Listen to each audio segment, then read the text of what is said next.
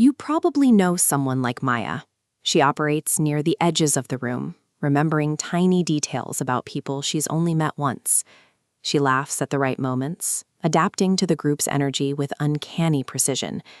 She makes people feel entirely seen, but she enforces a rigid ceiling on how deep the relationship is allowed to go.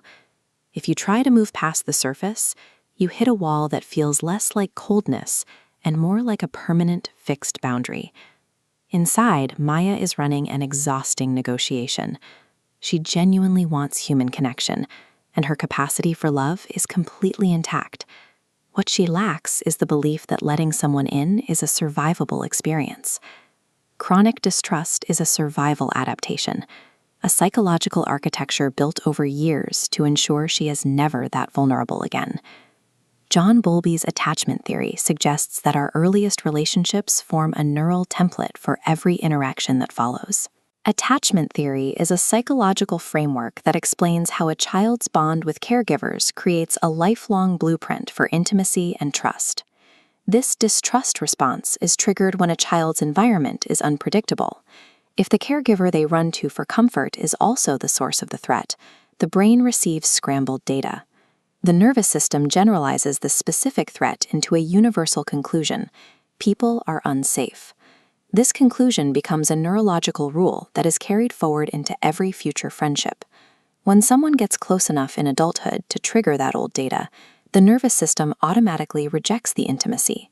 It's a defensive reflex designed to prevent a repeat of the original betrayal. Navigating relationships with this template is a constant battle. The brain is violently defending a childhood survival strategy, even when the current environment is perfectly safe.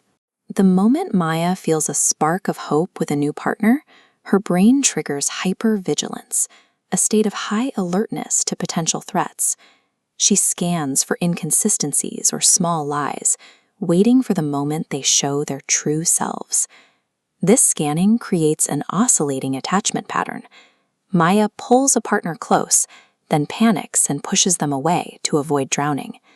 Psychologist Jennifer Fried calls this betrayal trauma, the profound damage caused when people we depend on for survival instead harm us. To survive as a child, the brain suppresses the awareness of the betrayal. You cannot leave the caregiver, so you learn to not know what you know in order to preserve the necessary bond. Long-term, this suppression systematically invalidates your ability to trust your own intuition. You become hyper-aware of others' emotions, but deeply uncertain of your own, often second-guessing your perception of reality, even when you're reading the room accurately. The deepest damage of betrayal trauma is this loss of self-trust. The distrust doesn't just point outward, it makes you a stranger to your internal compass. Healing requires earned security, an attachment concept where repeated, safe experiences revise the brain's working model, replacing hypervigilance with safety. Trust builds through tiny, unremarkable moments of reliability. Verbal promises mean little to a brain calibrated for betrayal. It values only consistent behavior. Maya can verify character by looking for consistency over time. She needs to see that a person shows up the same way on a normal weekday as they did when they were trying to make a first impression. The daily practice of healing involves sharing small vulnerabilities without immediately retracting them. It's about letting a small truth stay visible and observing that the world didn't end when the wall came down. Revising the nervous system relies on the sheer volume of these safe experiences. Eventually, the weight of current evidence overrides the protective programming of the past. This journey is nonlinear. There are periods of openness, followed by sudden withdrawal. These regressions are a normal part of testing the new environment. The old architecture is simply checking to see if it can bear the weight of a healthy connection. It is looking for proof that it is finally safe to dismantle the walls.